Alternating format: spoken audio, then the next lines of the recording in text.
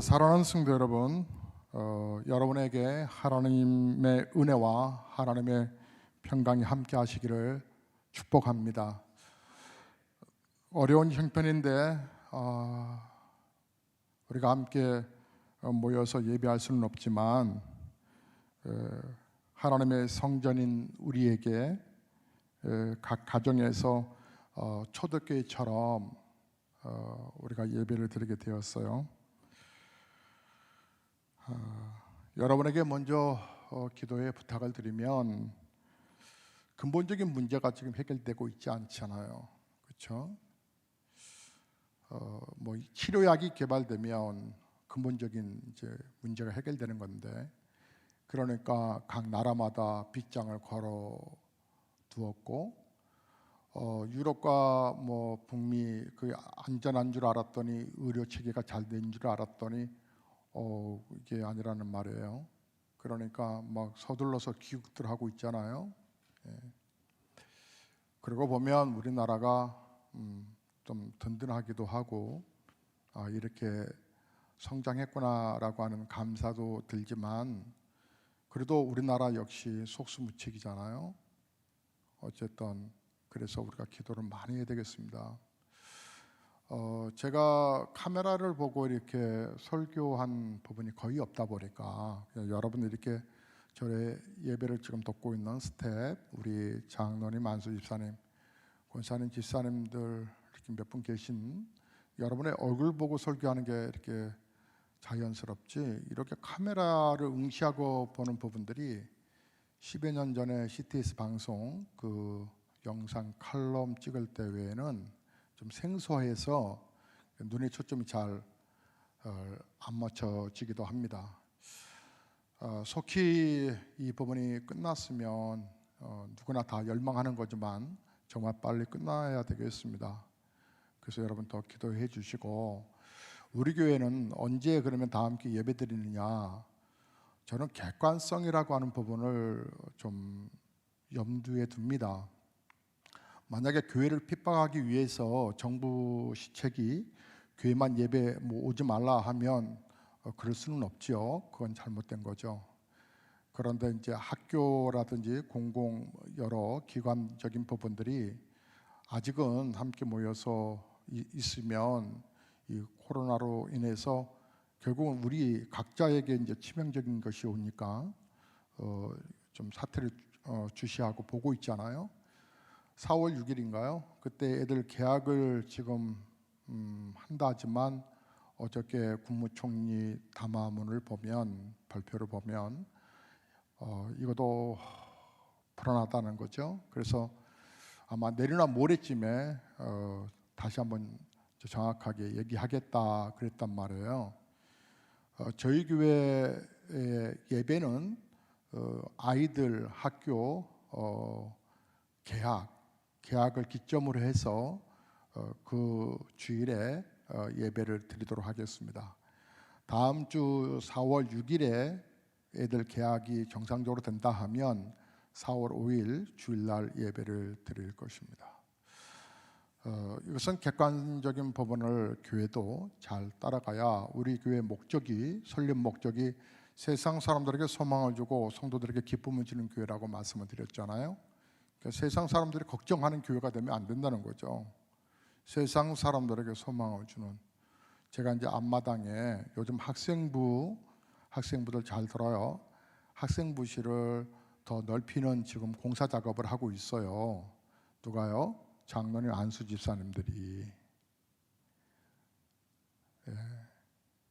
또 우리 박철 집사님과 이용구 집사님 함께 협력해서 지금 지하에 이게 말이 그렇지 정신없어요. 우리 학생부실 넓혀주니라고 아주 고생들 하고 계세요. 그런데 학생부 예배뿐만 아니라 모든 예배도 다 소중하게 여기는 이제 우리 교회인데, 그래서 이제 거기 있는 이렇게 폐기물들 이제 앞마당에 내놓고 그러잖아요. 지난주였어요. 지난주일. 오늘 이 방송 보시는 우리 남성 성도님들은 점심 예배 끝나고 점심 식사하시고 편한 복장으로 좀 교회 좀 오시겠어요? 우리 남성들이 우리 학생부 이렇게 공사하는 법원 앞에 또 일손들이 더 필요합니다. 물론 마스크 쓰고요. 지난주도 늦게까지 고생하셨고 어저께도 고생들 많이 하셨는데 이제 우리 다른 남성들도 좀 힘이 되시면 더 큰 힘이 되겠습니다. 근데 이제 부산물을 바깥으로 쏟아내니라고 이렇게 폐기물을 바깥에 옮기는데 어느 분이 지나가면서 그런 말씀을 했어요. 이 교회는 오히려 이번 코로나 이 사태로 인해서 예배를 각각 온라인으로 드리면서 더불어 교회도 리모델링 하나 봐. 참 지혜롭다 하면서 이렇게 지나가시더라고요. 예. 교회가 교회로서의 자태가 있어야 합니다. 저는 이번 사태가 신천지를 우리가 그동안에 막연하게 이렇게 들었던 부분인데 정부가 나서서 신천지의 이 허상, 그 간교함 그들의 실상을 이번 코로나를 통해서 확 드러나게 해주신 거, 그건 너무 감사한 일이죠. 하지만 정말 그 신천지 문제만 드러난 것이 하나님께서 지금 이 어려운 시기를 우리가 지금 지나가고 있는데 그것만이었을까라는 생각을 해보면 아니죠.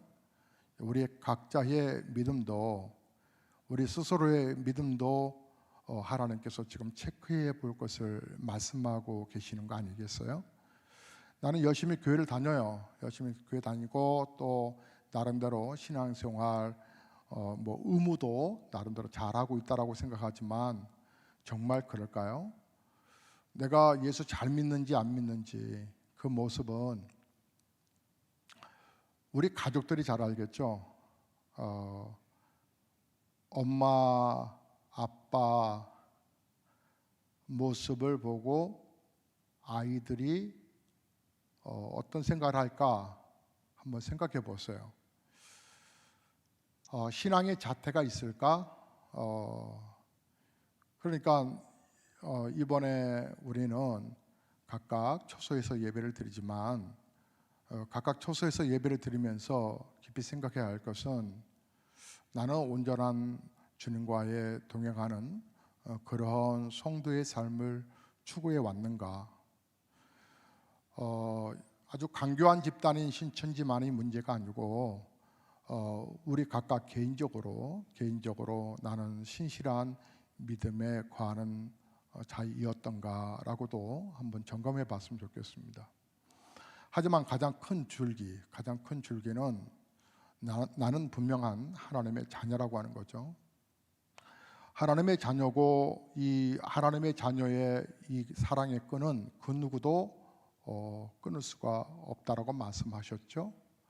바울은 여기에 대한 이 사랑에 관해서 뭐라고 표현하냐면 여기에 대해서 그 누구도 해할 자가 없다고 이렇게 표현을 했어요. 즉 바울은 이 엄청난 사랑을 받은 그 은혜와 그 사랑이 감격스럽다라고 하는 것이죠. 예수님을 제대로 만난 사람, 하나님을 제대로 만난 사람들의 특징이 있더라고요. 그것은 전적인 의탁입니다. 전적인 신뢰라고 하는 것이죠.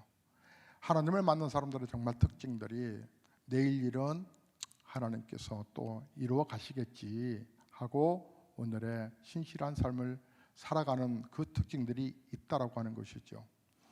저와 여러분이 시편 제23편의 말씀을 4주째 지금 들어왔습니다. 여러분, 다윗이 고백하는 그 하나님에 관해서 그 시편 제23편을 보면 여러분이 조용한 시간에 이 시편 제23편을 읽어보시면 말이에요, 눈물이 날 정도입니다. 제가 다시 한번 낭독해 볼게요. 여러분 한번 들어보세요.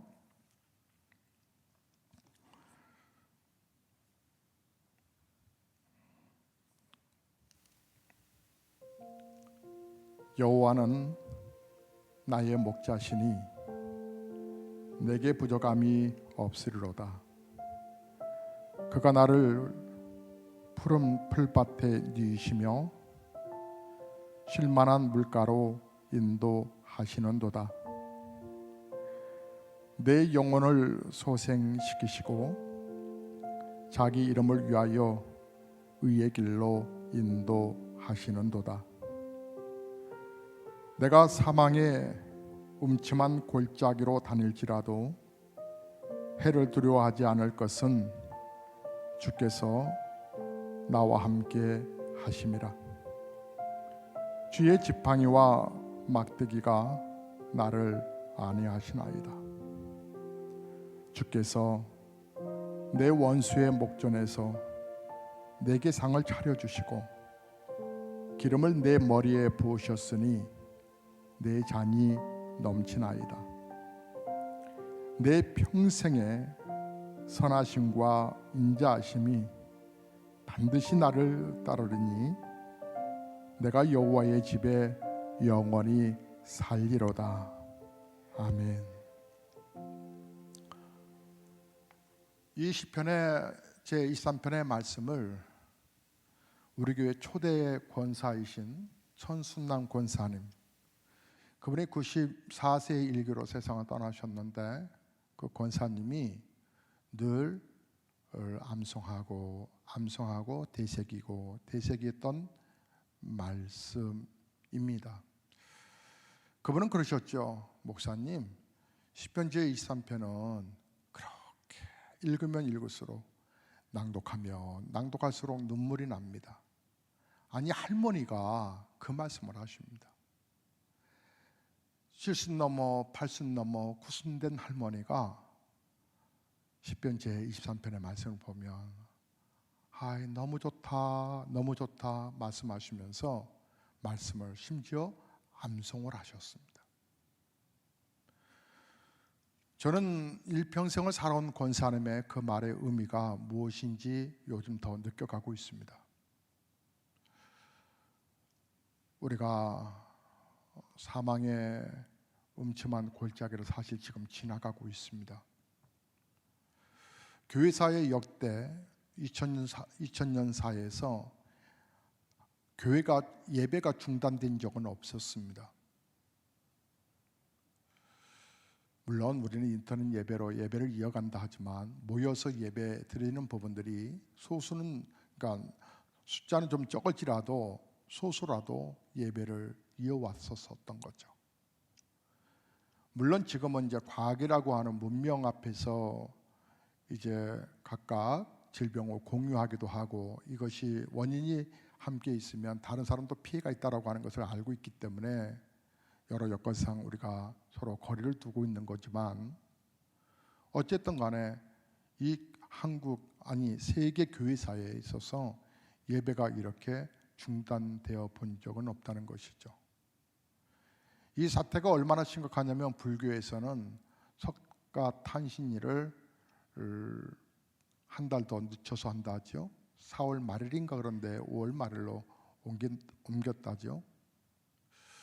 부활절 행사는 한국교회 연합회에서 어떻게 결정할지 모르겠는데 자주간 이런 사태까지 오게 된 정말 사망의 음침한 골짜기입니다. 이탈리아는 하루에 1000명 가까이 죽는다고 하니까 영안실에서 이 시신들을 감당을 하지 못하니까 교회로 옮겼다는 거 아닙니까? 교회 관이 아주 늘비하게 있는 거 사진 보셨어요? 그게 현실입니다. 화장터에 시신이 밀려 있어서 매장도 어렵고 이런 사태라는 거죠. 그런데 그뿐만 아니라 그 다른 또 유럽의 나라들이 또 미국까지 북미 또 남미, 제가 걱정하는 것은 아프리카입니다. 또 아시아에 또 상당히 어려운 나라들 있죠. 가난한 나라들. 그런 나라에게는 아주 이건 치명적입니다. 나라 자체가 없어질 수도 있습니다. 왜 그래요? 이건 잘 먹고 좋은 약 계속 투여하고 그래야 완치가 되는 건데 의료 장비가 어디 있습니까? 산소호흡기가 제대로 뭐 있겠습니까?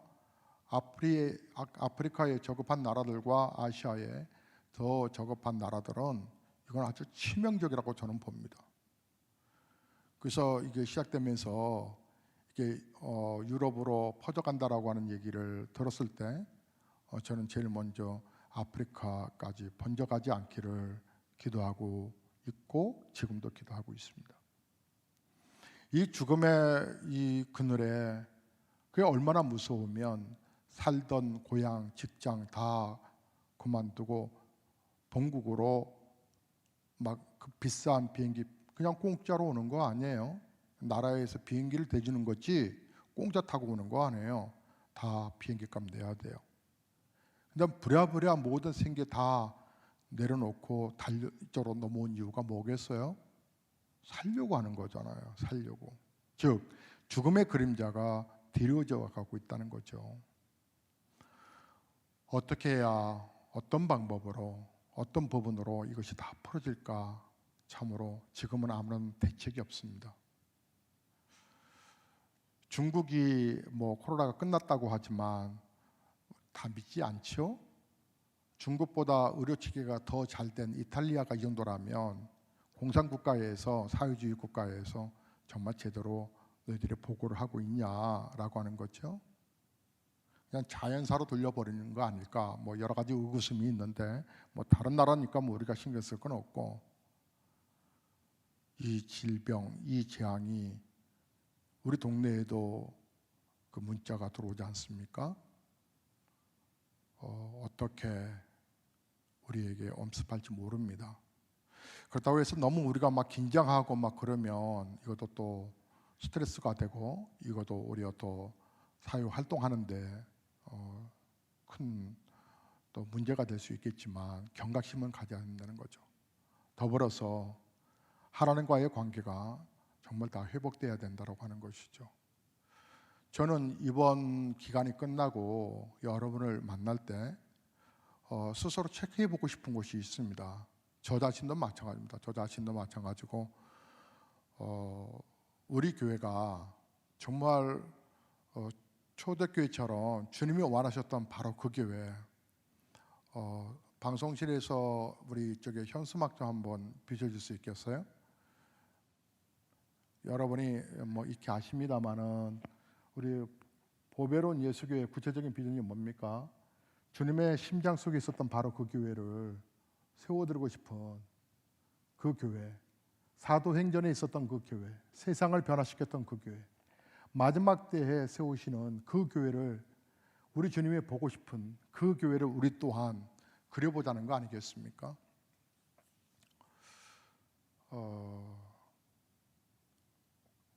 저와 여러분이 잠시 떨어져 있지만 뭐 저하고 문자로 좀 인사를 나눈 성도도 계시지만 대체로 대부분 우리 뭐 밴드에서 영적 결혼을 하고 있죠. 뭐 그 교회에 오신 분들은 가끔 또 카페에서도 한번 뵌 적도 있었지만 거의 성도님들은 한 4주째 제가 못 뵙고 있죠. 하지만 4주째가 될지 6주가 될지 8주가 될지 아니면 다음 주가 될지는 모르지만 뵀을 때 이제 방학이 끝나고 만나는 것과 같은 숙제를 해갖고 오는 그런 변화된 모습으로 서자라고 말씀을 드렸습니다. 정말 진실로 나는 예수님과 동행하는 성도인가? 그렇다면 내 삶은 하나님이 임재하시는 하나님이 다스리시는 그런 삶을 나는 살아가고 내 입에는 거룩한 찬송이 나올 수 있을까? 시편의 이 23편의 말씀이 시적인 풍류도 흐르지만 또한 노랫말의 가사와 같지 않습니까?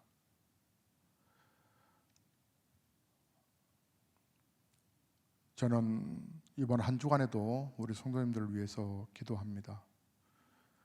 주님의 마음을 생각하다가 안타까워하시는 주님의 모습을 묵상하다가 다시 한번 하나님께서 교회를 흔들어 바른 교회 세우시기를 원하시는 아버지 마음을 느껴가면서 목사도 새로운 모습으로 여러분에게 쓰려고 합니다. 4월 7일부터 12일까지 예수님 부활절 맞이하는 그 한 주간에 십자가의 길을 작년에 연말에 목회 계획으로 세워놓았습니다. 정교회 특별 새벽기도도 있었지만 특별 새벽기도는 할 겁니다. 특별 새벽기도에는 교회로 모이시는 것이 아니라 이처럼 영상으로 새벽기도회를 하려고 합니다.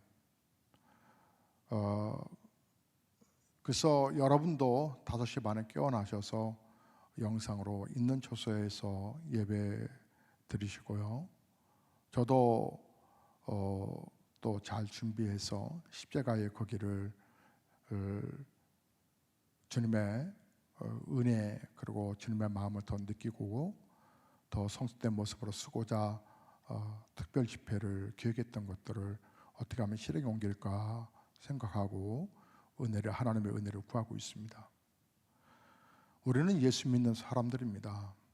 예수님의 보혈의 피로 구원받은 성도들이죠. 구원받은 성도들은 누가 책임집니까? 하나님이 책임지시겠죠. 여호와는 나의 목자이시니까 푸른 풀과 쉴만한 물가, 양들은요 확실한 조건이 확실한 목초지와 물가가 있지 아니하면 이렇게 벌렁 뒤집어지지 않는답니다. 눕다라고 하는 것은 완전한 조건이 형성됐을 때 양들이 눕는다는 거죠. 사태가 주변이 불어나면 양들은 긴장을 하기 때문에 절대 그런 법이 없답니다. 그런데 하나님이 우리를 그렇게 인도해 주시겠다라고 말씀하셨습니다. 그러므로 이 코로나19 이 사태 앞에 우리 사랑하는 성도님들은 분명한 것은 하나님을 믿기 때문에 하나님이 여러분을 지켜주실 것입니다. 여러분도 주님의 마음을 더 깊이 알아가셔야 합니다.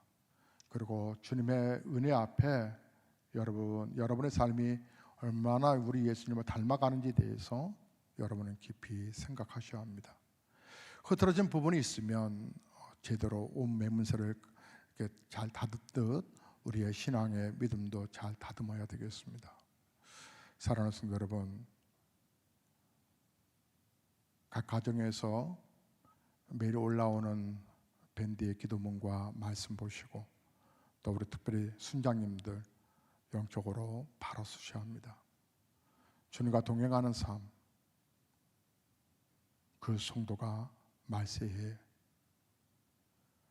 이 모든 고난을 이길 수 있는 그런 조건이 되어 있는 성도인데, 저는 우리 보배로운 예수교회 가족 모두가, 우리 어린아이들도 우리 학생들도 우리 성도님들 모두도 정말 주님을 온전히 닮아가는 복된, 거룩하면서도 든든함이 있는 우리 성도님들 다 되시기를 주의 이름으로 축복합니다.